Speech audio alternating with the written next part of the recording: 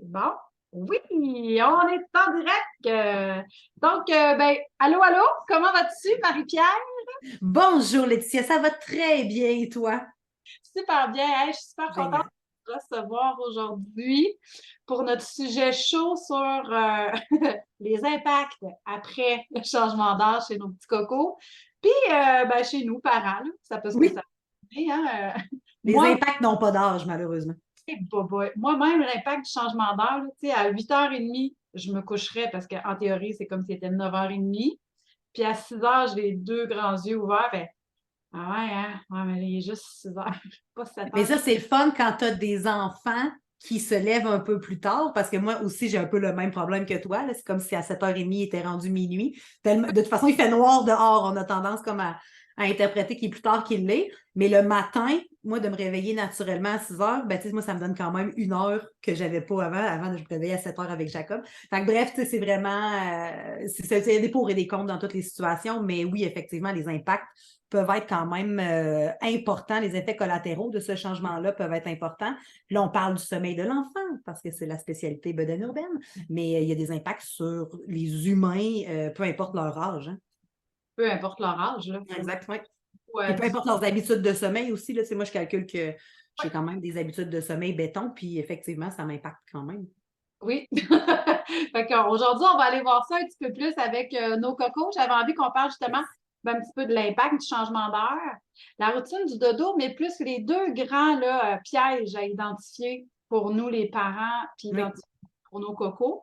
Puis, on va apporter des pistes de réflexion, des pistes de solutions pour comment bien alimenter notre routine, qu'elle soit sécurisante, bienveillante pour tout le monde. Hein? Pas juste... Parfait. Oui, pour tout le monde, oui, j'aime bien ça, oui, la nuance. Oui, parce qu'à un moment donné, on vient qu'on ne sait plus où se garrocher, on veut s'arracher les cheveux de la tête, il y a la culpabilité qui embarque. On se tape sa tête aussi en tant que parent, de dire j'ai pas fait assez ça, je l'ai scrappé. Donc, on ira voir aussi là, comment on peut rendre ça. Ça, c'est un autre beau sujet aussi, on pourrait s'en reparler, le briser un enfant. Ah, Faut que tu sois en lien 24 heures sur 24, 7 jours sur 7 pendant plusieurs années pour scraper un enfant, pour finalement scraper un enfant. C'est pas parce qu'on bifurque une fois de temps en temps puis qu'on met un petit pied à l'extérieur du tracé que ça vient impacter tant le lien d'attachement. Le lien d'attachement, comme dit docteur Zéphyr, c'est beaucoup plus fort qu'on le pense quand même. c'est très fort. Moi, pour avoir vu dans mon domaine, là, vu que je travaille beaucoup avec les familles, moi, je suis un peu plus, bon, je suis 0 12 ans, là. Oui, Vraiment, tu sais, autant les comportements que, bon, oui, le sommeil aussi. Moi, j'ai beaucoup des plus grands aussi. Donc, tout ce qui est la gestion de crise, le Terrible Tool, le 4 ans, le 3 ans, l'affirmation. Puis après, dans l'enfance aussi. Fait que, oui, ça en prend, mais il faut garder toujours un petit peu en tête aussi qu'ils nous émettent beaucoup. oui. Puis, des mini radars sur deux pattes. Donc, oui, c'est vrai que le lien d'attachement est très, très fort, puis que ça en prend beaucoup pour scraper nos enfants, effectivement. Puis, c'est pas parce qu'on met un petit pied en dehors ou qu'on s'énerve une fois ou deux qu'on l'a scrappé. Au contraire, on appelle ça être humain. Humain, c'est ça que j'allais dire. Hein. Être humain, puis ça veut dire avoir des émotions, puis être en processus de comprendre qu'est-ce qui se passe. Puis c'est pas tous les adultes non plus qui ont ces outils-là. Mm. Donc, on va aller regarder ça, on va aller mettre ça en place. Donc, Let's go, on est parti. oui, rappeler, ben, parce que là, dans le fond, on a nos deux communautés avec nous. On a la tienne et la mienne. Fait que pour ma communauté, juste te présenter Marie-Pierre, puis je ferai de même pour ta communauté. Puis après ça, on embarque dans le vif du sujet, gang. Puis les gens qui se joindront à nous, parce qu'on peut l'écouter en rediffusion aussi, donc que vous soyez d'une équipe ou de l'autre, vous Oui. posez vos questions. Ça va nous faire plaisir de répondre aussi. Mais Donc, en fait, j'aimerais bien rappeler que ton équipe, mon équipe, c'est notre équipe. Tu sais, finalement, il n'y a pas vraiment de barrière. Hein. L'important, c'est de partager notre savoir et la bonne information et surtout rassurer effectivement les parents qui sont au dépourvu avec les défis sommeil et autres dans ton cas. Donc, pour me présenter, Marie-Pierre Villeneuve, je suis la fondatrice de Bedaine Urbaine. Bedaine Urbaine, c'est une agence spécialisée en fait en conseil et en outils sommeil pour les enfants 0-5 ans. Pourquoi 0-5 ans? Parce que souvent, les défis sommeil qui vont être présents à l'âge scolaire souvent vont avoir des éléments déclencheurs qui ne sont pas nécessairement de mon ressort en tant que consultante en sommeil. Donc, on s'est vraiment concentré sur la petite enfance. Donc, c'est ça, depuis 2012, Bedaine urbaine existe. Partie d'un besoin personnel et égoïste dont j'aurais eu besoin à la naissance de mon garçon le 5 de mayo 2010. Donc, oui, mon garçon moitié mexicain, né un 5 de mayo, le 5 mai, journée de l'indépendance ou de la bataille de Puebla. En tout cas, bref, c'est quand même anecdotique, mais je trouve ça drôle de le raconter. Donc, on m'a mis mon bébé merveilleux. Pour moi, ça a été coup de foudre instantané. Là. Je sais que c'est pas tout comme tout le monde qui vit ça, mais moi, j'ai vraiment capoté sur mon garçon à la seconde où je l'ai vu. Et puis, j'ai un peu moins capoté sur mon garçon quand il s'est mis à plus dormir. Puis là, je me suis dit non, mais finalement, je le veux plus. Il est en santé. Il est en santé, il est beau. Il y a quelqu'un qui le veut, ça ne me tente plus du tout. Effet collatéral, bien entendu, d'un manque de sommeil accumulé. Et puis, j'ai cherché des outils. J'aurais voulu parler de sommeil avec quelqu'un. Tu sais, il y avait des discours du genre, c'est normal d'être fatigué, t'es maman. Laisse-le pleurer, fais du cododo, mais en même temps, c'est une habitude pour laquelle tu vas être pogné avec l'éternité. Bref, il y avait comme pas de... À l'époque, il y en avait peu, ce qui faisait que c'était très dispendieux d'avoir accès à quelqu'un pour parler sommeil. À l'époque, je n'avais pas les moyens de payer 1000 dollars pour parler et élaborer sur le sommeil. Donc, j'ai fait mes recherches maison. Jacob Olivier, enfant résilient encore aujourd'hui, du haut de ses 13 ans. Pour nous, ça a très bien fonctionné, les méthodes chronométrées. Puis un coup que j'ai repris du poil à la bête, comme on dit en bon québécois, là, je me suis pensée sur le sujet, puis j'ai fait là, ça se peut pas. Ça se peut pas qu'on ne puisse pas poser nos questions sommeil, qu'on ne puisse pas avoir une approche plus nuancée que de le laisser pleurer ou de se chronométrer. Il manquait le côté humain du sommeil qui était à l'époque très médical. Donc, c'est comme ça que j'ai pris une formation sur le sommeil. J'ai pris plein d'autres formations sur le sommeil et sur le sujet en général. Puis c'est comme ça qu'en est venue la philosophie Bedaine-urbaine, qui n'est pas meilleure, mais bien différente quand même des autres approches. Et puis depuis ce temps-là, écoute, the rest is history. On place nos pions puis on essaye de grandir et d'aider le plus de parents possible.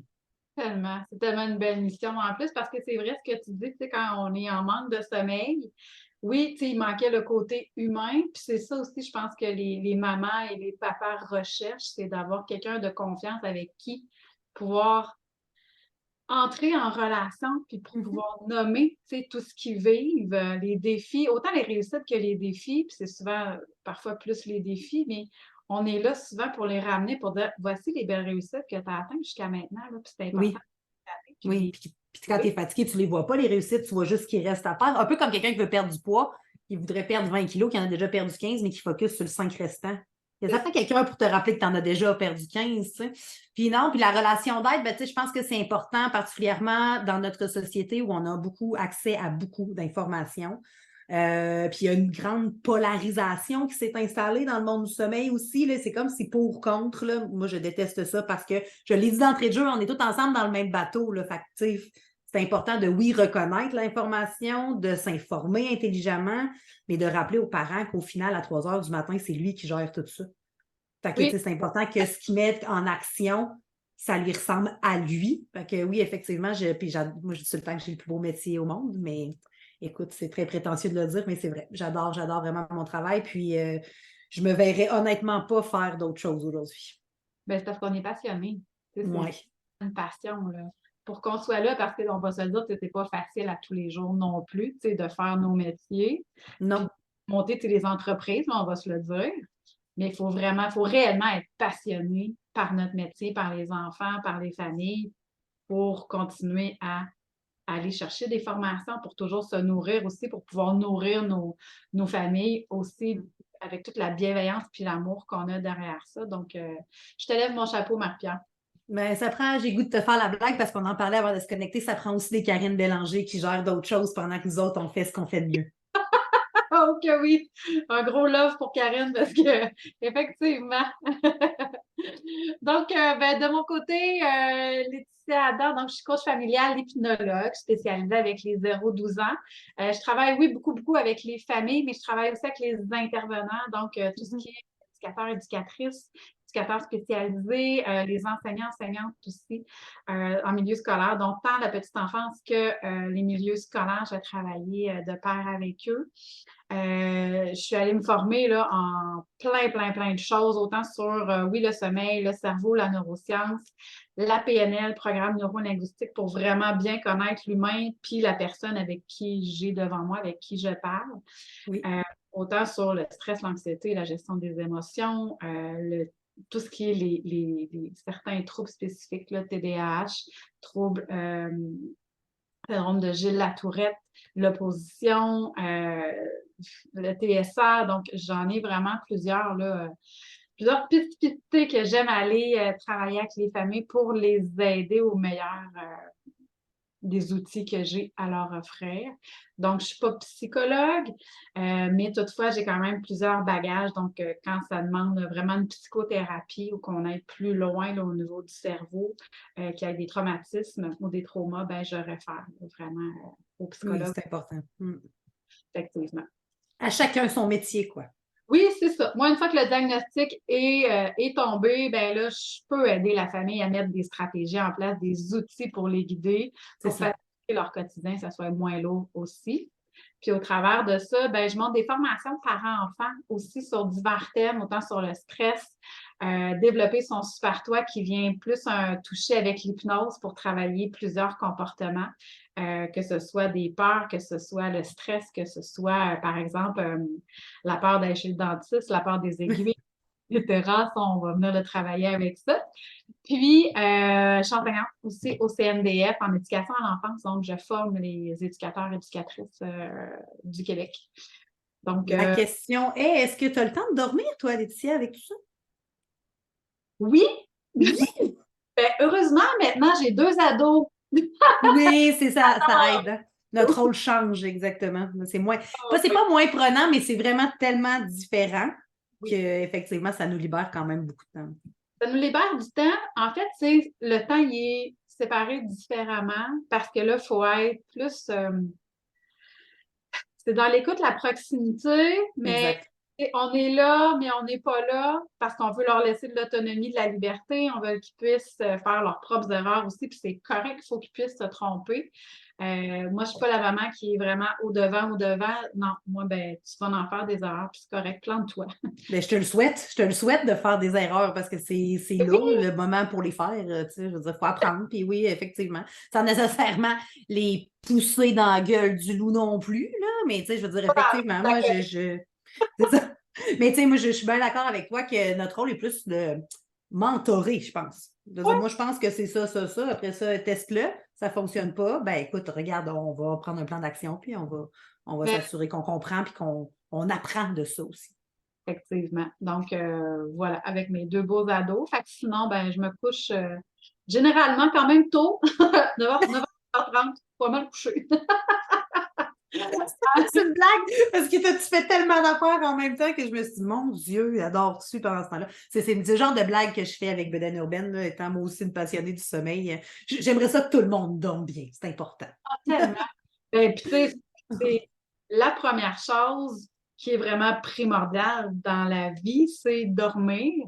Et non pas le fameux dicton qu'on entend, puis que mon chum me dit tellement souvent, puis je fais, hey, toi, c'est vrai que tu vas mourir tôt, mon amour, là. Ah, je dormirai quand je vais mourir, là. Hein? C'est quoi le fameux dicton? On dormira quand on Quand sera on mort. sera mort. Ouais, Ouais. tu peux attendre jusque-là, là, mais moi, c'est sûr que si je ne veux pas mourir demain, j'ai quand même besoin d'un 8 heures de sommeil par nuit. Là. Oui, puis tu sais, c'est vraiment essentiel puis primordial pour le corps, là. Sinon, le corps ne fonctionne plus s'il dort pas. Tu sais, avec C'est quoi ce qui est triste de cette réalité-là qu'on est en train d'expliquer? C'est que souvent, c'est sous-estimé. Là, je parle plus du parent. Tu sais, souvent, je l'ai dit d'entrée de jeu, quand moi, je suis allée voir le pédiatre de Jacob Olivier aux alentours de ses 4 mois au Mexique. Tu sais, ouais, mais là, madame, vous vous attendiez à quoi? Je sais pas, là, tu sais, je dirais être capable de le déposer après l'avoir nourri, à être capable d'avoir 30 minutes par jour pour moi, tu sais, il y a ce fameux constat-là, bon, peut-être qu'il est plus de la vieille époque où on voyait vraiment le sommeil comme une case à cocher, ce qui n'est pas vrai, là. Maintenant, on sait qu'il y a un gros aspect biosocial entourant les habitudes de sommeil. J'entends par biosocial, tu sais, l'environnement familial, les opportunités de sommeil, les connaissances des parents, la tribu bienveillante autour d'eux. Donc, maintenant qu'on a compris ça, je pense que c'est important aussi de faire remarquer aux parents que la première année de vie, maturation du sommeil, là, ça peut vraiment ressembler à des montagnes russes. Des fois, ça va bien, des fois, ça va moins bien. Puis c'est un processus normal. On a toujours le fameux bébé horloge de notre meilleur ami qui lui fait ses nuits depuis 2 semaines, qui dort à même heure, qui se réveille à la minute près. Mais il faut garder en tête que ça, c'est souvent les exceptions. Non, mais tu ris, mais moi, je lis beaucoup ce constat-là là, de pourquoi le bébé de ma voisine, il dort. Ben, parce qu'il est différent. Il n'est pas meilleur. C'est différent. Fait qu'il y a beaucoup de sensibilisation à l'importance du sommeil, mais aussi à la particularité qu'est le sommeil. Puis on a tendance à penser que tu le couches là puis il dort, parce que nous, humains adultes, il y en a qui ont des troubles de sommeil, bien entendu, mais la majorité des adultes qui ont des bonnes habitudes de sommeil, c'est il n'est pas capable de se fermer les yeux et attendre de s'endormir. Ben non. Il y a d'autres besoins qui doivent être comblés bien avant d'être capable de s'endormir par lui-même. Fait que je trouve ça important d'en parler de l'importance du sommeil qui est souvent sous-estimé chez la plupart des parents, comme si c'était une normalité d'être permanemment fatigué. Chose qui n'est pas... C'est comme si ton téléphone manquait toujours de batterie après 10 minutes. Tu irais le faire réparer. Mais si toi, tu te lèves le matin et tu es toujours fatigué, tu as de la difficulté à faire tes journées, que ça nuit à ton rendement, à la gestion de tes émotions, la régularisation de tes émotions, tout découle beaucoup de ça. Puis on parle de l'enfant. L'allaitement peut être plus difficile parce qu'on a un enfant fatigué. La nutrition peut être plus difficile. Le développement moteur, on en a parlé beaucoup avec l'équipe de Kinatex Beauport, à quel point c'est important d'avoir un enfant reposé pour être capable de faire du quatre pattes, se tourner, s'asseoir, marcher, se tenir debout. Fait que oui, effectivement, on oublie que c'est un peu... il n'y a pas juste ça, mais c'est souvent un élément déclencheur de plein d'autres problématiques qui peuvent s'installer. Fait que c'est important, oui, effectivement, d'en parler. Ah, vraiment? Puis, oui, les comportements, l'humeur, tu l'as bien nommé. Puis, il va y avoir au niveau de la cicatrisation, il va y avoir au niveau des hormones de croissance qui vont être sécrétées lors du sommeil. Oui, pendant le sommeil profond, effectivement. Validation des apprentissages qu'ils vont faire durant une journée. Tout se fait là. Actif, oui. Mm-hmm. Ce qui va être aussi, moi j'appelle ça la libération de toutes les informations dont on n'a plus besoin, un peu comme la carte. Un ménage. Le ménage qui se fait, là. Il y a un petit conducteur à l'intérieur qui pousse les informations qu'il n'a plus besoin. Puis c'est là que ça se fait aussi durant le sommeil. Donc, on va voir beaucoup, beaucoup d'enfants avec des grandes insécurités, des humeurs, la régulation de leur humeur qui ne seront pas capables. Puis là, on s'entend à 0 à 1 an, on n'est pas là du tout. Là. Non, c'est ça, c'est un petit peu plus long. Mais c'est sûr que le sommeil n'est pas le seul enjeu, en ce sens qu'il y a des enfants qui vont avoir des troubles que tu as nommés tantôt, que je ne renommerai pas parce qu'il y en a plein, qui, peu importe leurs habitudes de sommeil, c'est dans leur tempérament, c'est dans leur fonctionnement, mais le sommeil reste quand même un excellent facteur de protection. Donc, un enfant qui serait anxieux a des chances de voir son anxiété s'exacerber s'il ne dort pas bien. Fait que ça ne veut pas dire que bien dormir va annuler tout ça, mais ça devient quand même un facteur de protection comme ta fameuse routine tantôt, le parent, etc., etc. Oui. Fait que si on regarde, il y a deux grands pièges là, que j'ai choisi d'aller nommer aujourd'hui. Il pourrait en avoir bien d'autres. Il y a plus que 2 grands pièges, mais entre autres, notre argumentation en tant que parent, puis la négociation avec l'enfant qu'on fait lors de notre fameuse routine du dodo qui va avoir un impact. Là. Puis, non seulement l'impact du changement d'heure, oui, ça peut avoir un impact sur nos enfants, sur les réveils plus tôt. Donc, il va avoir un impact aussi sur leur humeur, sur leur comportement qu'ils vont avoir au courant de la journée.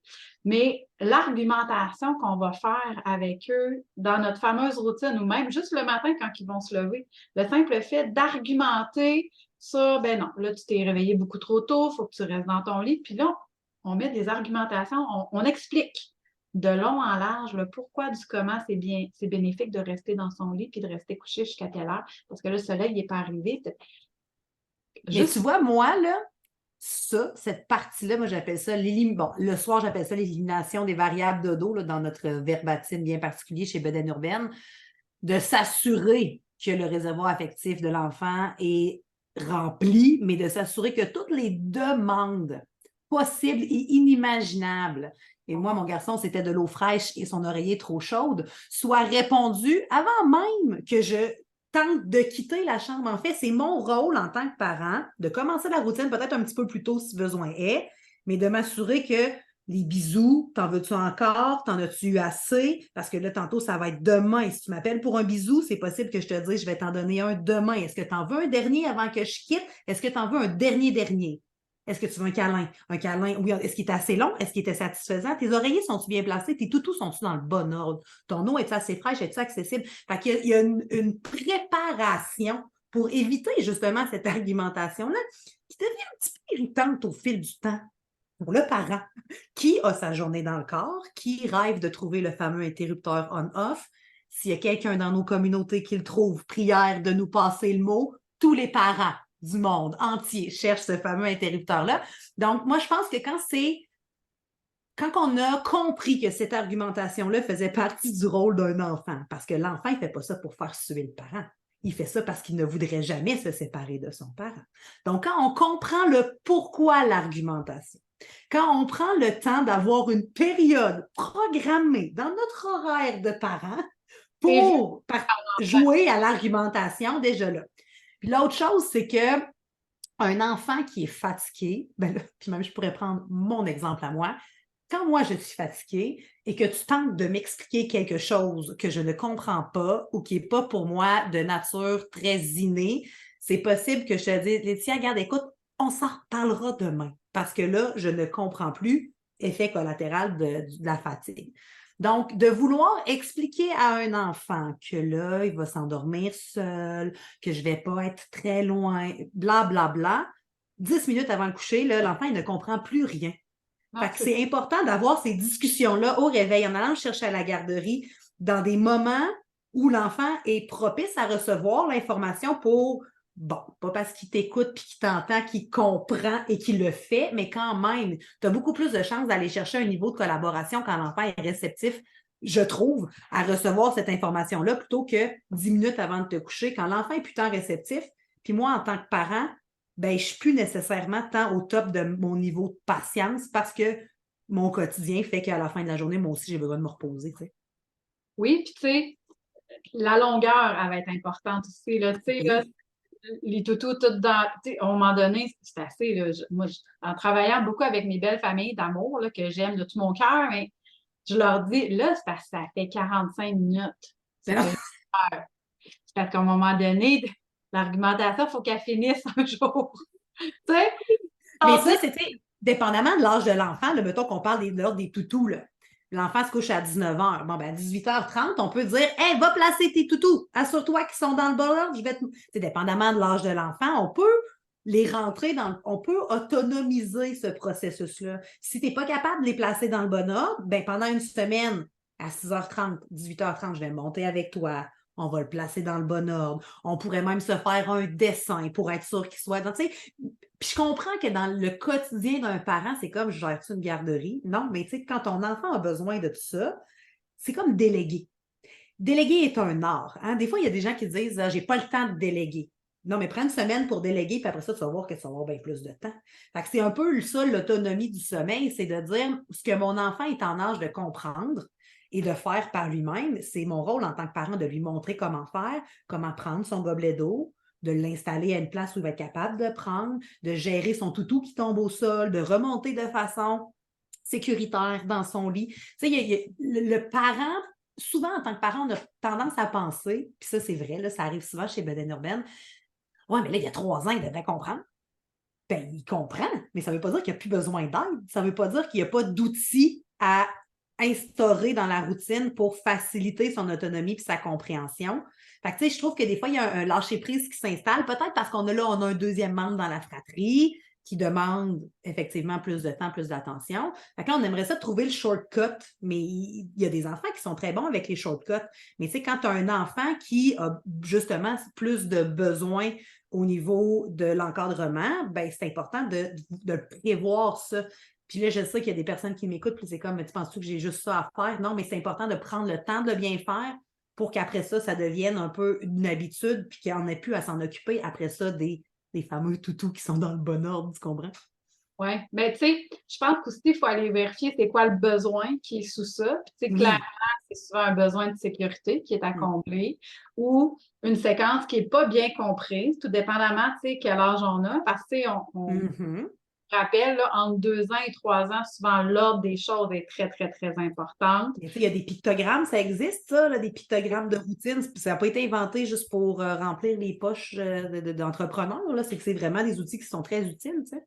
Effectivement. Puis, tu sais, dans mes pistes de solutions que je voulais vous amener aussi, ben, il y a Vas-y. ça, 3 petites images près Ben du oui. lit. À partir de 18 mois, 2 ans, là, on est capable de le mettre en place. Donc, l'enfant, qu'est-ce que je peux faire dans mon lit pour m'endormir?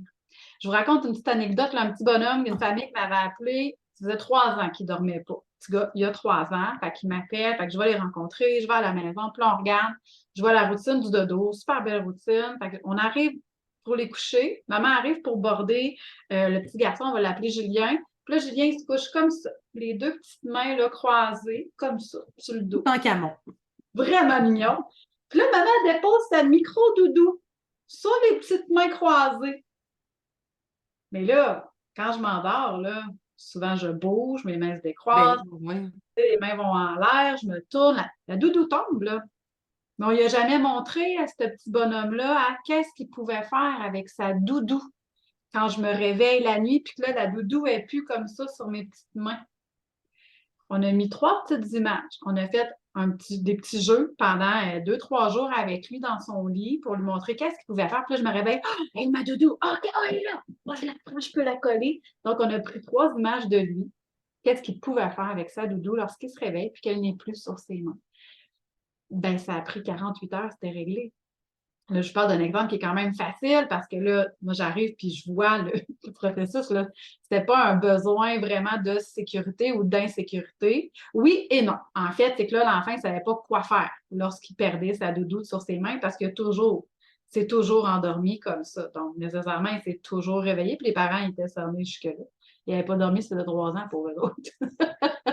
Donc, de mettre la petite doudou sur les mains, ben, c'est vraiment ça qui a pu l'aider à le sécuriser. Donc, ça a été réglé. Marie-Pierre, je t'ai perdue. Est-ce que tu m'entends?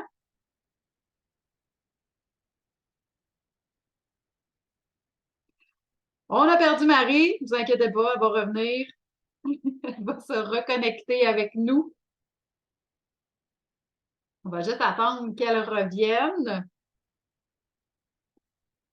On appelle ça les magies du live.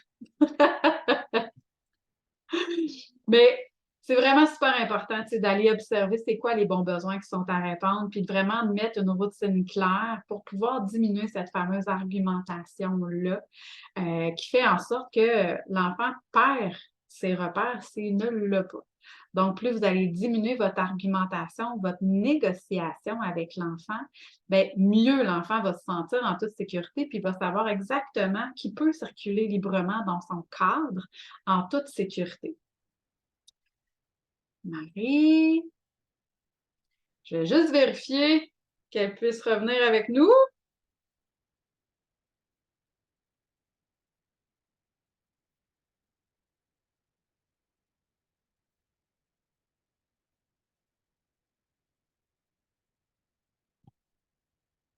Donc, je vais continuer en même temps, puis on va réaccueillir Marie-Pierre lorsqu'elle va se reconnecter. Dans mon deuxième piège que je voulais vous identifier puis vous permettre vraiment de bien comprendre, c'est le doute, l'incohérence et le manque de constance. Donc, on en a parlé un peu dans l'argumentation et la négociation, mais plus vous allez avoir une routine claire qui va être justement avec des pictogrammes en images, plus vous allez amener l'enfant à se repérer.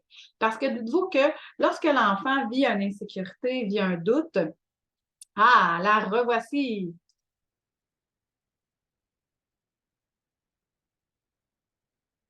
On va juste réattendre.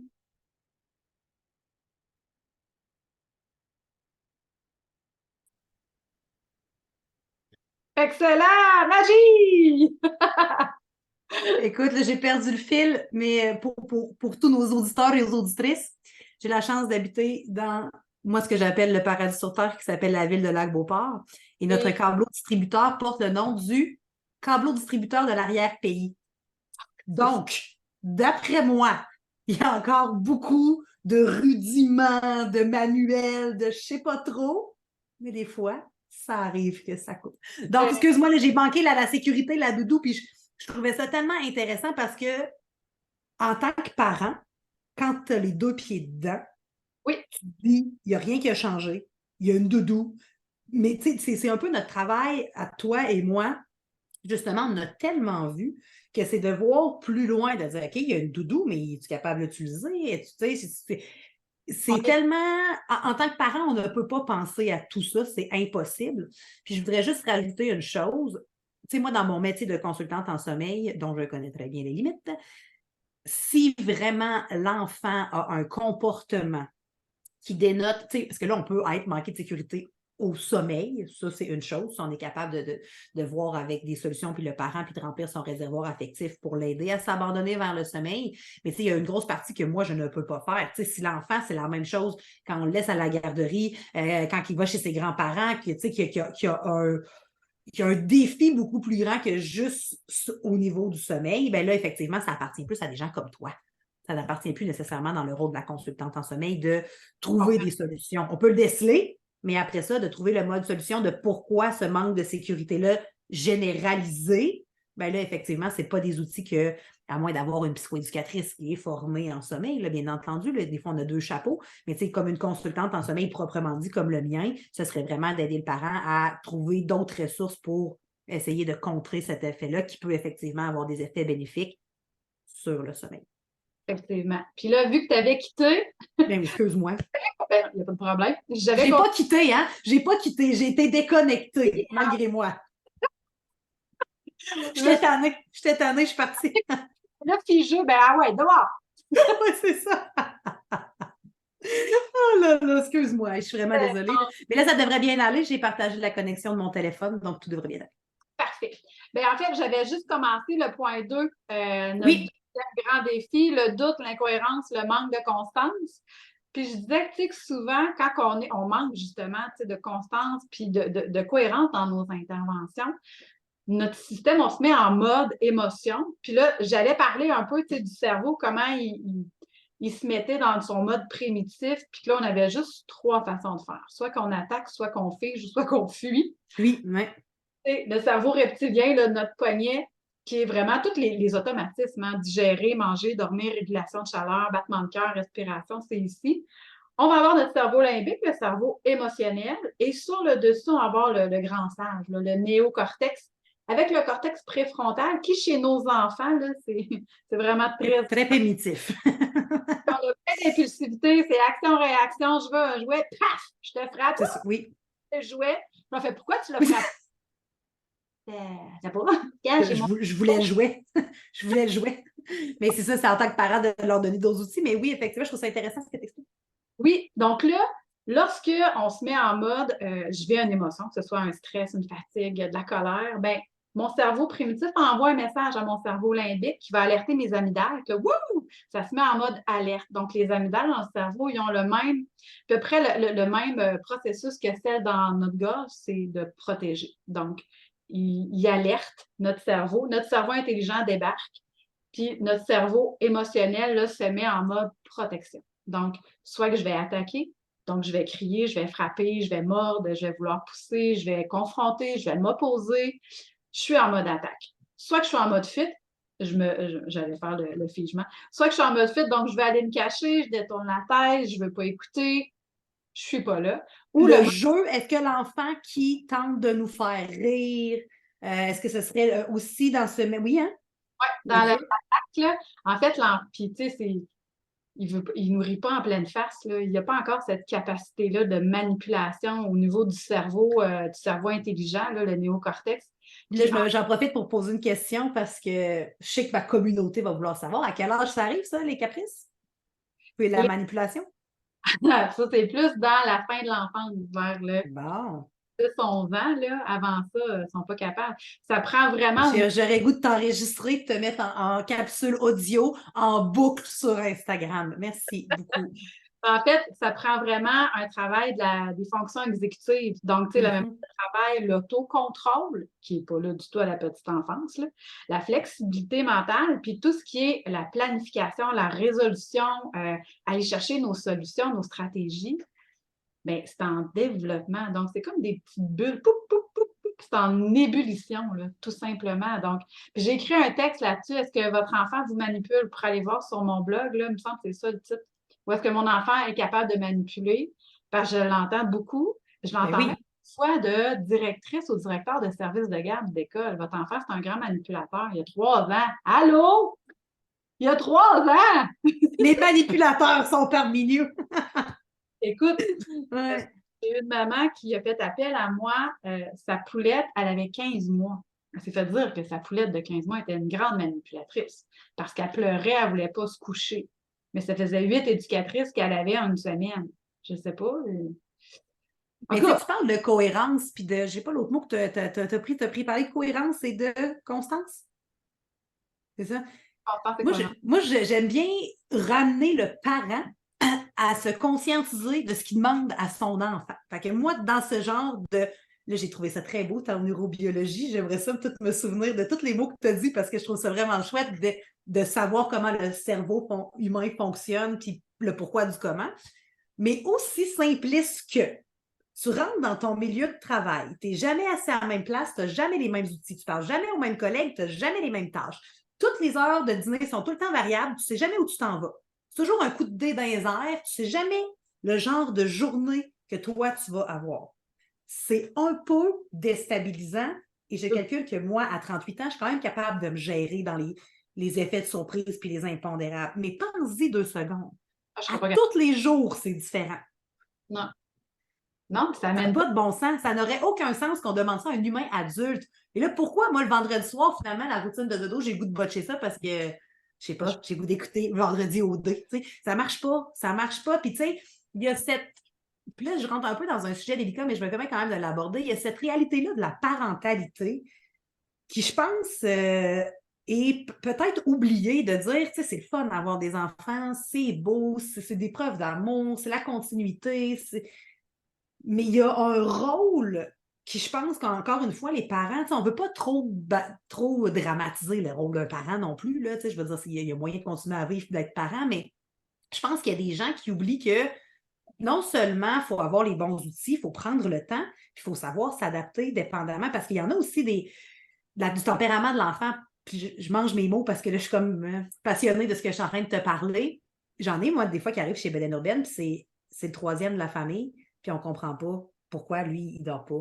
Ben, parce que tu en as peut-être 2 qui sont plus similaires. N'oubliez pas que d'avoir 3 enfants versus 2, ça fait que c'est effectivement 3 fois plus d'amour, mais 3 fois plus de défis qui s'installent. Fait qu'on oublie qu'en tant que parent, on cherche toujours un peu la voie de la facilité. Puis, je sais pas, ça doit être humain, parce que, l'humain est cognitivement lâche. Là, on essaie toujours de trouver les shortcuts. Puis une chance qu'on essaye, on en a des shortcuts, parce que, s'il fallait que je pense à chaque matin comment allumer mon ordinateur, écoute, on finirait plus de finir d'avoir des processus qui seraient beaucoup trop longs. Mais je pense qu'on a tendance, des fois, à vouloir en tant que parent parce que on travaille les 40 heures semaine, qu'on a une pression terrible, que là, le monde est en train de virer fou aussi autour de nous. Fait que si tu écoutes un temps soit peu les nouvelles, il y a de quoi te créer de l'anxiété, même si tu n'es pas À côté. anxieuse. Non, c'est ça. Fait que là, on essaye de trouver un peu les shortcuts, mais on oublie que chaque enfant a besoin d'outils différents, a besoin d'une approche différente, a besoin peut-être d'un encadrement différent. Puis ça, je pense que c'est une réalité que faudrait aussi dire aux parents, c'est super le fun d'être parent, puis majoritairement du temps, ça va être beau, ça va être facile, puis ça va être merveilleux, licorne arc-en-ciel, mais que quand ça va pas bien, c'est pas des fois à l'enfant à réagir, mais c'est aux parents à trouver les bons outils pour encadrer cet enfant-là qui a des besoins différents que ce qui est écrit dans les livres. Oui, puis tu sais, il faut comprendre aussi, il faut avoir un minimum de compréhension sur le cerveau. Puis c'est pas parce que ton enfant utilise des beaux grands mots qui a vraiment un vocabulaire, tu sais, élaboré, développé, qui nécessairement a un cerveau tout autant développé. Non, Puis, effectivement. donc, tu sais, ça, c'est important parce qu'au niveau de la maturité émotionnelle, tu sais, juste niveau émotionnel, ça se développe entre 5 et 7. Tu sais, avant, c'est vraiment de l'initiation à la petite enfance, les émotions. L'enfant, il n'est pas capable de dire, ah, ben là, je sens la grosse boule dans mon corps, elle monte, puis là, je me sens vraiment pas bien, je sens beaucoup de colère à l'intérieur de moi, maman, j'aimerais ça que tu passes plus de temps avec moi. Non. Fait que lui, Ou peut-être qu'il a entendu ça, il trouvait ça cute, il te répète ça sans nécessairement avoir... savoir exactement ce qu'il dit, là, effectivement, c'est ça. Ouais. Oui, fait que, tu sais, il y en a, on en voit des fois sur les réseaux sociaux, c'est bien cute, là. La vie, tu sais, la vie, elle est jolie, elle est belle. Oui, mais es-tu cute? Mais tu sais, c'est des phrases, c'est des mots qu'on lui a donnés dans la bouche. Là. Elle fait juste Puis, répéter ce qu'elle a entendu. Là. Tu sais, c'est ça, il n'y a là, pas. c'est beau avec un tout petit comme Non, ça. c'est très cute. C'est très, très cute. Non, elle n'est pas là. Tu sais, tout ce qui va être l'intégration de ces mots-là, elle n'est pas là. Donc, oui, l'enfant est capable de reconnaître, oh, regarde, maman, elle est triste, elle pleure. Oui, mais de comprendre quand est-ce que ça monte dans son petit corps, puis qu'est-ce qui se passe, puis le moment de se retirer, puis la compréhension de tout ça, ben non, c'est pas encore là. Fait que c'est pour ça que c'est super important de démystifier tout ça, puis de dissocier aussi tout ça, puis que c'est vraiment nous, l'adulte, qui doit lui porter le soutien puis l'accompagnement nécessaire dont il a besoin. Puis quand je parle de mon cerveau, les émotions, ben quand je suis en mode protection, ben j'ai plus accès à ma capacité à, aussi petite soit-elle à la petite enfance, de dire De raisonner. oui, de raisonner puis de faire ah oui, c'est vrai, là, après mon bisou, ça va être mon câlin, puis après, ça va être mon histoire. Oui, ils sont capables de vous le dire textuellement. Mais quand je vis une émotion, là, la compréhension, elle n'est plus là. J'y ai plus accès. J'ai l'attaque, la fuite ou le figement. That's it. Mais puis moi, j'imagine que tout ça, là, l'attaque, la fuite, le fige, l'attaque, le fige, puis j'essaie de les répéter. Tu vois, j'ai 38 ans, je ne suis même pas capable de répéter 3 mots, ça va bien. Mais j'imagine que ça, ces mécanismes de défense-là, c'est pire quand l'enfant est déjà fatigué.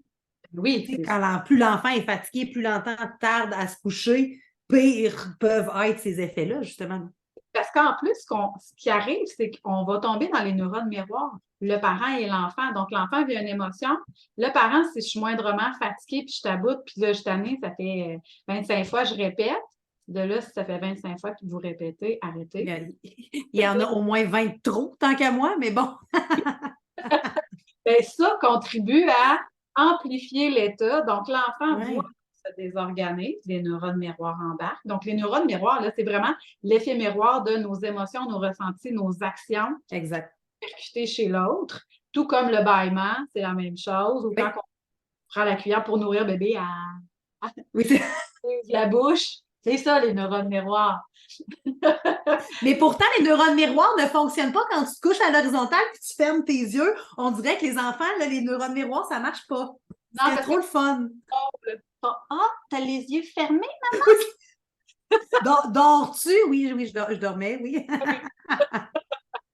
Ben, il faut comprendre aussi que c'est une zone de pouvoir, le sommeil, hein? Oui, 4 grandes zones de pouvoir, le sommeil, la nourriture, donc tout ce qui va entrer dans le corps, la propreté, oui. puis le langage. Donc, c'est 4 endroits que l'enfant, s'il a décidé qu'il ne le faisait pas, ben, il ne le fera pas. Je disais dans une conférence il y a plusieurs années, vous avez beau mettre du duct tape sur les yeux de votre enfant pour qu'il dorme. La seule chose qu'il va avoir, c'est une épilation des sourcils. Oui. C'est pas bon. Et moi, j'ai eu anecdote, là. Moi, au Mexique, je me souviens qu'il y avait une dame et elle m'a dit, je cite, moi, j'avais mis, c'est de la vieille époque, là, puis c'est au Mexique, des fois, ils ont des drôles de pensées, mais elle mettait du Vicks Vaporum. Oh non. Fait que Pouf! comme ça pique les yeux, tu fermes tes yeux. Oui! Je ne sais pas encore à l'époque, j'ai plus de contact avec cette madame-là. Je ne sais pas si c'était à niaiser ou si c'était vrai, mais je te jure que ce moment, j'ai comme fait, oh mon Dieu, elle est sérieuse, puis ça fait aucun sens. Mais en tout cas, bref. Écoute, des trucs sommeil, on en a dessus, là, tu sais, je veux dire, écoute, il y a même des pays, là, peut-être plus en Amérique latine, là, mais qui vont mettre, mettons, un alcool fort sur les gencives, pour les pousser dentaires. Ben non, tu sais, c'est ça. Ben, écoute, il y en a plein des croyances, puis des mythes, puis des Ouais. pratiques que Santé Canada doivent s'arracher les cheveux de sa tête quand ils lisent des affaires de même. Mais la réalité, c'est qu'un parent fatigué est prêt à essayer bien des affaires. Puis les neurones miroirs, moi, je trouve ça tellement intéressant comme principe. Puis on oublie effectivement que l'enfant ne peut pas s'organiser si toi, tu es désorganisé. Je le répète beaucoup, beaucoup, tu sais, à mes parents avec tout l'amour et la bienveillance que je leur porte, là, je leur dis, tu sais, puis c'est souvent la partie la plus difficile pour nous parents parce qu'on ne se voit pas Non. intérieurement. On ne s'entend pas puis on ne se voit pas parce qu'en plus de notre fatigue, on a un besoin, nous aussi, qui est à combler. Là. On a un besoin, nous aussi, de dormir puis de respirer puis d'avoir du temps. Puis là, quand on voit que ça ne fonctionne pas, ben ça embarque. Puis là, notre coco prend tout ça dans sa petite éponge puis il ne sait pas quoi faire avec. Mm. Donc, il se Non, parce que désorganise encore plus. Tu sais, tantôt, tu disais, ah, je vois maman pleurer, elle est triste, donc, ben, tu sais, moi, je pleure, je suis triste, mais tu sais, en même temps, regarde, de demander à un enfant de comprendre pourquoi il est triste, je veux dire, là, il y a des adultes qui sont pas capables de comprendre pourquoi ils sont de même. C'est Fait que, ça. tu sais, à un moment donné, de lui demander de se gérer, de gérer sa fougère par lui-même, c'est peut-être un peu trop demandé. Puis effectivement, je pense que ça vient aussi avec le langage. Eh bien, il parle. Il a dit, mais c'est magnifique. Mais oui, ben OK, il y a un beau mot, mais tu sais, je veux dire, peut-être qu'il ne comprend même pas c'est quoi ça veut dire effectivement le mot magnifique. Tu sais, fait que c'est pour ça que je trouve ça bien ce que tu expliques là, je trouve ça le fun. Puis les cadres de pouvoir, tu vois, ça, je ne savais pas ça. Je vais essayer de mieux les retenir que tes 3 mécanismes de défense que j'ai essayé de nommer tantôt. Ben, puis, tu sais, ça fait vraiment du sens pour le parent aussi. Fait qu'il Mhm. comprend mieux qu'il doit adapter, tu sais, sa façon de faire. Puis, ça revient à nos défis, là, tu sais, la négociation, l'argumentation. Si Mhm. vous tombez là-dedans rapidement, vous allez tomber dans l'irritation, l'impatience, la répétition. C'est une Donc, hémorragie, là. Ça fait rien qui fait boule de neige, puis il n'y a rien de bon qui se passe là-dedans, là. puis, tu sais, tu l'as nommé tantôt, soyez confiant. Moi, je dis souvent, soyez l'adulte solide et confiant dont l'enfant a besoin. Donc, Exact.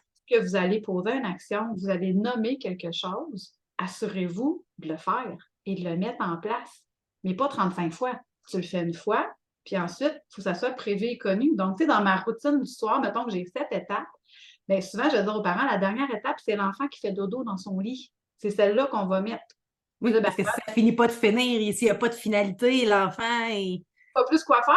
Qu'est-ce C'est que tu veux ça. que je fasse? Puis là, ben, si on est désorganisé, que l'enfant est désorganisé, il ne comprend pas. Donc, quand vous lui parlez, vous lui nommez des mots, ben, les mots, c'est comme si vous lui parliez en chinois. Tu sais, Oui. je vous amène en pleine nuit, puis je vous réveille à Hong Kong. Il faut que vous trouviez votre chemin pour aller au métro. Elle fait, hein? Si vous ne Je, parlez pas je peux-tu juste anglais, me rendormir? Je veux juste me rendormir, me réveiller dans mon lit. en plein ça, il pas envie. Fait que là, il vous regarde, le gars, ah, quoi? Il ne sait pas. Donc, plus c'est bon. Mais tu sais, tout ce que tu racontes là, moi j'ai suivi à l'époque à l'époque, mon Dieu, je sais pas, il y a 3-4 ans. Ouais. Ouais, à peu près, 3-4 ans. Une formation avec Mme Ingrid Bayotte, qui est une sage-femme d'origine belge, puis finalement, elle habite en Estrie, en tout cas, une formation qui a honnêtement changé ma vie. Puis, tu sais, elle parlait, bon, tu sais, on parlait beaucoup du sommeil, puis c'est vraiment une formation pour les intervenantes, pour parler de sommeil avec les parents qu'on accompagne. Puis, tu sais, elle disait que dans la vieille époque, dans la vieille façon de voir, il y avait quelque chose de très bibelot dans l'enfant. Mm. Sois beau, tais-toi. Tes Ouais. émotions, pas beaucoup le temps de les gérer. On a 14 enfants, il faut que je fasse de la sauce à spag. Puis, tu sais, on avait cette façon-là, tu sais, les petits gars, ça pleurait pas. Les petits gars, c'était tough. C'était Oui. les petites filles qui ramassaient la vaisselle. Fait qu'il y avait beaucoup de stéréotypes. Pas de la... Mais là, je mets là-dedans, mais là, je ne veux pas embarquer là-dedans. Mais il y avait beaucoup de l'enfant bibelot. Sois beau, tais-toi, puis écoute, c'est moi le patron, c'est moi qui gère. Mm. Puis si ça ne marche pas, écoute, tu as l'âge en arrière de la tête, il y a rien qui ne peut pas être géré avec la violence physique. Tu sais, fait que c'était beaucoup ça à l'époque. Heureusement, on est en gradation, mais je pense qu'il y a aussi on est dans une époque où là, on comprend que c'est plus un enfant bibelot, mais on est comme en transition beaucoup dans le parenting. Heureusement, je pense qu'ici au Québec, on est vraiment en avance sur notre temps, en ce sens qu'il y a beaucoup d'autres pays dans le monde qui sont peut-être pas nécessairement rendus là, parce que ça reste que quand on se met à se poser des questions sur notre parentalité, ça veut dire que dans la pyramide de Maslow, tout va bien en dessous, là, on est en train de se poser des questions puis de vouloir s'améliorer en tant qu'humain. Puis malheureusement, c'est pas tout le monde qui a la chance d'être dans des milieux comme nous, on a la chance de vivre dans des maisons chauffées, en sécurité, etc. Donc, c'est difficile, je pense, pour le parent parce que d'un côté, il entend dire, mais voyons, on ferme la porte, bord là. Il y a encore des professionnels qui vont prôner ces approches-là, by the way, soit dit en passant. Je ne les nommerai pas, mais j'en ai des feedbacks. Fait que, non, ferme-le, toi, le patron, ferme la porte à clé. Laisse-le s'endormir en arrière de la. Fait qu'on il y a encore des professionnels qui payent des honoraires pour faire ça. Puis là, il y a tout l'autre tranchant de l'hyper-bienveillance, là, de oublie-toi, maman. Fait que là, le parent qui reçoit encore une fois un constat de ben trop d'informations contradictoires. Fait que là, essaye un petit peu ça. Oups, sens mal, mom guilt. Oups, m'a essayé l'extrême, mais finalement, moi, je suis pas bien dans rien. Fait que c'est pour ça que moi, je trouve que de tantôt que tu expliquais ton cerveau, le reptilien, puis tout ça, je trouve ça fantastique, extraordinaire que les parents aient accès à cette neurobiologie-là de comprendre je pense que c'est important d'en parler de plus en plus sans nécessairement envoyer tout le monde faire des doctorats dans le développement de l'enfant. Et il y a du monde comme Laetitia de chez Les Rescousse qui ont toutes ces informations-là. Appelle-la, paye-la, elle va tout t'expliquer ça. Puis il y a aussi un choix conscient du parent de ce qu'il veut offrir à son enfant. Ouais. Parce que tu peux encore fermer une porte à clé. Tu es encore legit, puis tu sais, je veux dire, mais est-ce que c'est vraiment la meilleure façon? Moi, je fais toujours la blague de dire, tu sais, tu peux attacher ton enfant en arrière d'un pick-up, mettre le gaz dans le fond, il va finir par marcher. Mais est-ce que c'est vraiment ça la solution? Je pense que non. Le n'est pas nécessairement bon. Ah bon! Hein? Amen! C'est exactement ça. Fait que c'est pour ça que, tu sais, il y a beaucoup de se poser la question en tant que parent. Parce que, tu sais, moi, je me regarde sur, mettons, le continuum de la patience. Je suis peut-être même pas sur le continuum, mais pas beaucoup. Moi, répéter 25 fois, honnêtement, assis sur ma chaise, je pense que c'est jamais arrivé. Mais d'être capable en tant que parent de dire, OK, moi, j'en ai pas beaucoup de patience. Encore moins vers la fin de la journée. Anecdote, moi, Jacob Olivier m'a dit, quand il était petit, moi, j'ai comme deux mamans. J'ai une maman du matin puis j'ai une maman du soir. Puis je fais, hey, où ton autre maman? Il dit, non, mais tu sais, le matin, il dit, t'es comme toute souriante, top la vie, tout est le fun, tout est beau. Puis tu arrives le soir, puis c'est comme, mais oui, mais tu sais, en tant que parent, je suis comme ça. J'ai un tempérament comme ça. Quels sont les outils pour justement que mon enfant, la petite éponge, écope pas de mes traits de personnalité, de mon tempérament? Fait que, tu sais, il y a beaucoup d'introspection en tant que parent qu'on n'a pas le temps de faire, qu'on n'a pas le goût de faire, des fois, de se regarder dans un miroir. C'est compliqué. Mais en même temps, pour l'amour de nos enfants, je pense qu'il y a beaucoup de ça qui doit s'instaurer dans l'idéologie de la famille, tu sais. Tu le nommes bien, c'est important de prendre soin de soi en tant que parent, prendre soin de notre enfant. Fait que si on va pas bien, ben c'est difficile de prendre soin de l'autre parce qu'on a plein de besoins qui sont en carence, qui sont en souffrance, puis notre enfant nécessairement le voit. Donc, qu'est-ce qui va arriver? Ben, notre enfant va encore plus exploser parce que les neurones miroirs se transposent encore une fois. Fait que là, on se demande pourquoi il est aussi de même, mais il faut prendre le temps de prendre soin de soi, ne serait-ce qu'un 10 à 15 minutes par jour, là, de juste, à votre heure de dîner, se lever 15 minutes plus tôt, ou, tu sais, demander de l'aide 15 minutes, mais un 15 minutes par jour, c'est ce que, tu sais, je dis à mes parents, 10 à 15. Puis, OK, tu l'as pas, 5, bien, prends 5. Mais c'est 5 minutes-là, prends-le juste pour toi. Rien d'autre. Sors de chez vous, enferme-toi dans ta chambre, dans ton bain, mets-toi des bouchons, un casse anti-bruit, je ne sais pas. Bon, tes enfants soient en sécurité, mais il faut que tu le prennes, ce moment-là. Parce que si tu ne le prends jamais, bien, ton enfant n'ira jamais bien non plus. Mais moi, j'ai arrêté, ben pas j'ai arrêté de t'écouter, je t'ai écouté, mais moi, il faut que je parle de demander de l'aide, là, parce que il y a beaucoup une idée. Quand on demande de l'aide, là, souvent, c'est parce qu'on n'est pas capable de faire quelque chose. Mais quand tu n'es pas capable de faire quelque chose, il y a comme un genre de truc dans l'être humain qu'il faut déprogrammer absolument en 2023. Là. Oui. C'est que de demander de l'aide, je ne suis pas capable, donc je suis faible. Demander de l'aide, je ne suis pas capable, je suis courageuse, intelligente et je reconnais mes forces et je reconnais mes faiblesses. That's it. Oui. Parce que, tu sais, je ne demanderai pas de l'aide, j'ai peur de déranger. Hey, ils t'ont tout dit à ton shower qu'ils étaient prêts à venir t'aider. Bon, appelle-le pas à 3 heures du matin si tu veux garder ton cercle d'amis intact. Mais tu sais, de demander de l'aide, puis c'est pas nécessairement de l'aide avec le bébé. Ça peut être, peux-tu m'amener une tourtière? Peux-tu m'aider à faire mon jardinage? Peux-tu m'aider à briller les arbres? Peux-tu venir me tenir compagnie? Oui, je peux-tu avoir une oreille 5 minutes? On peut-tu rien faire ensemble? c'est valide aussi, tu sais. Fait que je trouve que ça, c'est. Puis, tu sais, je te dis pas que moi, je suis pas de même, mais non, moi, demander de l'aide, je pense que je l'ai. Moi, quand ça va pas, je me dis tout le temps, il y a quelqu'un de beaucoup mieux formé que moi. Puis, il y a sûrement un livre là-dessus. Fait que j'essaye quand même. Puis, si ça marche pas, ben on en a des ressources, chose qu'on n'avait pas non plus dans. Tantôt, je parlais de la génération de l'enfant bibelot.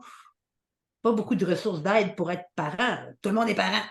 Tout le monde est parent. C'est facile à coucher. Il n'y a pas de coprénataux où tu accouches dans la neige comme blanche. Puis, tu sais, je veux dire, c'est la maltraitance, là, il y a plein d'autres sujets, mais tu sais, c'est ça, il y en avait peut-être beaucoup moins à l'époque parce qu'on était peut-être moins conscient aussi que l'enfant était un humain à part entière. Oui. Puis, tu sais, aujourd'hui, c'est vrai que la société va vite, puis c'est vrai que la société change.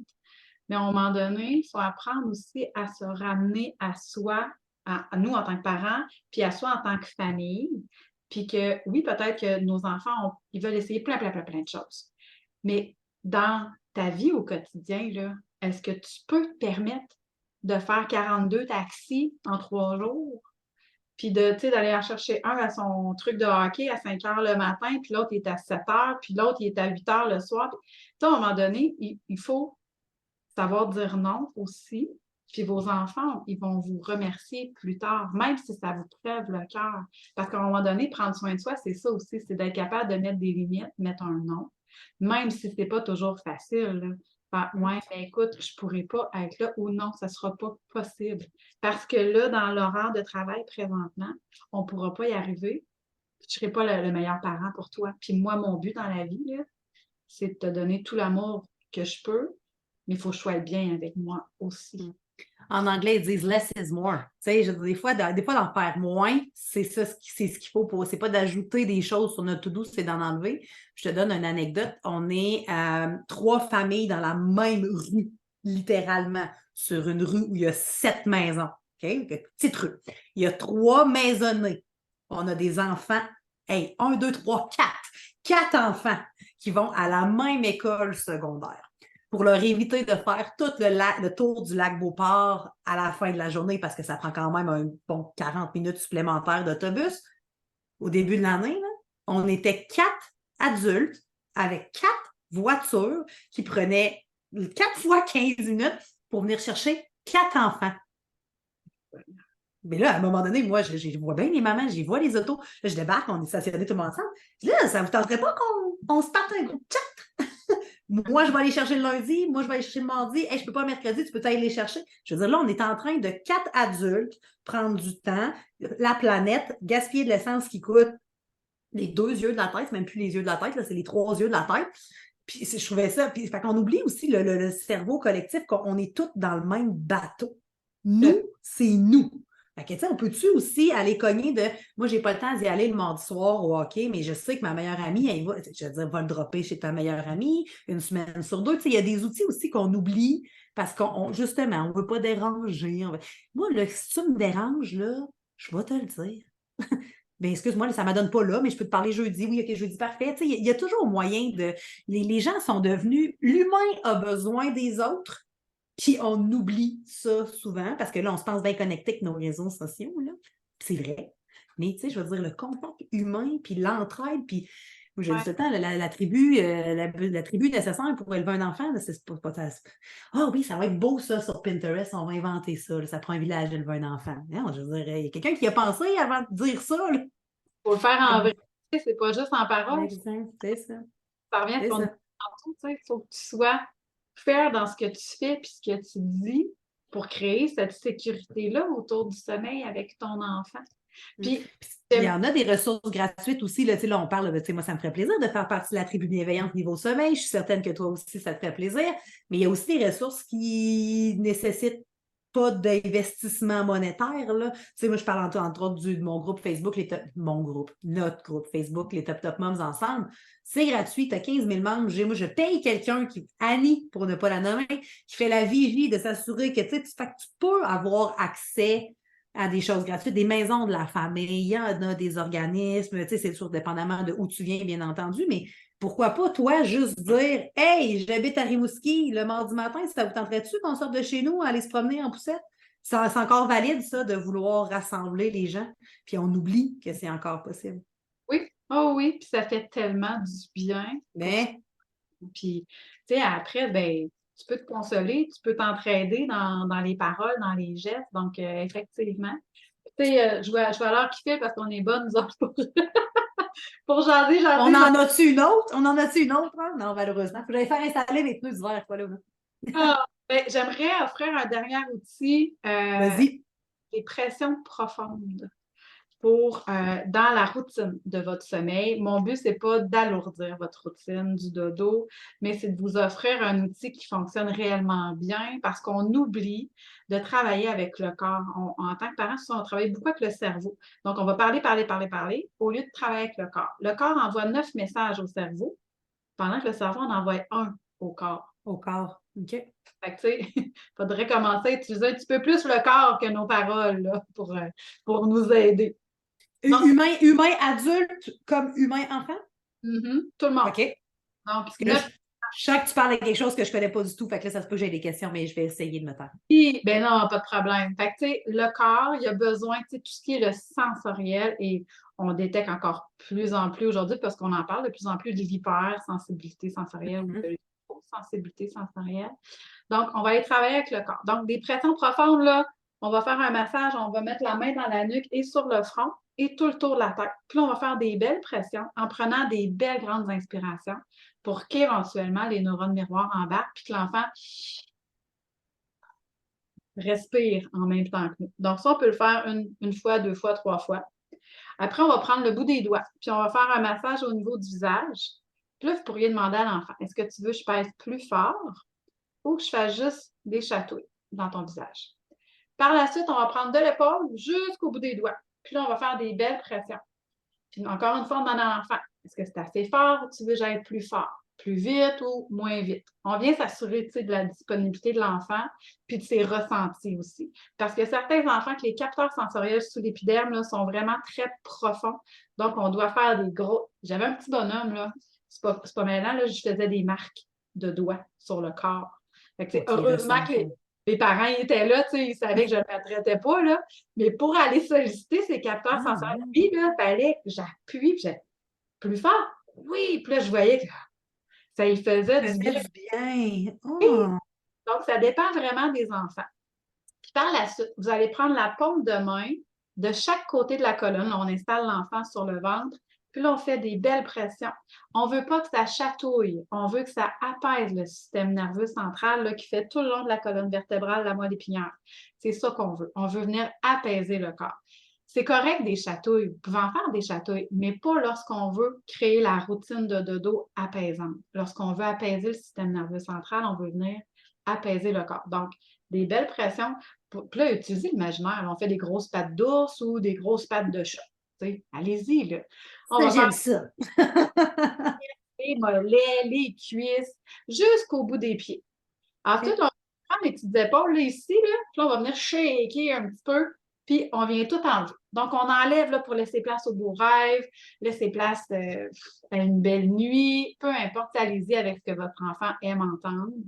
Donc, des rêves de patrouille, des rêves de licorne, allez-y. Donc, on enlève tout ce qu'on n'a plus besoin et c'est là qu'on quitte. Donc, on fait notre bisou, bonne nuit, je t'aime, et on quitte la chambre, notre routine. Mais là, c'est moi où tu parlais de je veux pas allonger la routine de dodo, ça prend exactement 5 minutes, enfin? À peu près. Fait que, tu sais, dans votre routine, ben, on peut la faire plus courte, là, mais on va enlever des choses qui sont plus nécessaires dans notre Ben, routine. c'est ça, j'allais dire. Il y a une façon de réorganiser la routine pour ou commencer 5 minutes plus tôt, sachant que ça. Mais là, écoute, t'en parles, puis il me semble que j'aimerais ça m'endormir avec ça. Ben, puis écoute, il y a des enfants que c'est instantané, que ça C'est fonctionne vrai? tout de suite. T'as trouvé l'interrupteur. On a trouvé le petit interrupteur. Mais il y a d'autres Ben, enfants crime, qui ça pas, prend OK. parfois. Là. Ben oui, ben là. Puis là, ben, encore une fois, pour retenir notre mot constance et cohérence, C'est ça. une fois par semaine. C'est comme dans tout, là, j'ai pas une baguette magique, moi non plus, là. Je n'ai pas Non, trouvé non, un. c'est ça. Non, non, non, c'était plus une blague, mais non, mais écoute, c'est la première fois que j'entends ça, honnêtement. Mais c'est merveilleux. Puis, tu sais, ça permet justement de libérer, tu sais, l'hormone, la mélatonine. Là, ça permet de Mhm. libérer ça. Parce que là, le corps est Il y au a des calme. endorphines, au moins, en tout cas, je sais pas. Là. On prépare le corps à la libération des hormones, la sécrétion, puis on laisse le corps dans une disponibilité pour d'apaisement. Donc là, une fois que le système nerveux est au calme, bien, l'enfant il va trouver beaucoup plus facilement le sommeil. Et c'est prouvé aussi là, que ça va vraiment venir aider à avoir un sommeil plus récupérateur et bénéfique pour le corps en ayant un système nerveux au calme et reposé. Donc, je voulais vous l'offrir en dernier. Vous pourrez aller voir là, sur ma chaîne YouTube l'outil ultime pour la gestion de crise, parce que oui, c'est bon aussi pour le retour à la gestion de crise, pour apaiser le corps. Oui, là, on parlait de sommeil, mais ça peut être applicable n'importe quand. Là. Oui, oui, oui. Tu sais, avant la routine des devoirs et des leçons, on pourrait faire pour vraiment venir apaiser puis rendre disponible le corps et la tête. Mais pour le sommeil, je vous le dis, c'est vraiment hyper bénéfique. Puis je sais que les enfants qui sont un peu plus hypersensibles, moi, au départ, avec ma fille qui vivait beaucoup d'hypersensibilité, là, je mettais vraiment toutes ces couvertures par-dessus elle. Puis au départ, je prenais l'oreiller. Puis là, je faisais les pressions partout sur OK. une semaine ou deux après, j'enlevais l'oreiller. Là, c'était juste avec mes mains par-dessus les couvertures. Puis aujourd'hui, je le fais vraiment à main nue. Mais t'es rendue plus grande, elle est rendue à 14 ans. Mais ça avait pris peut-être un mois là, avant vraiment que je puisse la toucher avec mes mains. Sinon, vous pourriez utiliser des mitaines pour que ce soit Mhm. moins intrusif sur le corps de l'enfant. Puis pour les plus petits qui sont des fois plus dans l'observation, ben, utilisez leur peluche ou leur bébé pour leur montrer ce que vous allez faire ou montrez-le sur vous pour que l'enfant ait une première image, puis que par la suite, il se laisse manipuler. Manipuler le corps et non pas manipuler le cerveau. Oui, Je tiens à spécifier, ne pas con. ne pas confondre. Oh non, t'as figé, Marie!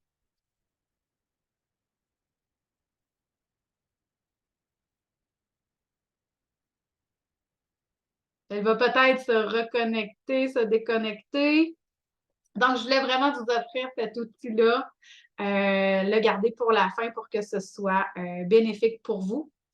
J'espère que vous avez apprécié. Si vous avez des questions, n'hésitez pas, hein, vous pouvez aller sur mon Instagram, Lily Rescousse, sur l'Instagram de Marie-Pierre de Bedaine Urbaine, les Top Top Moms.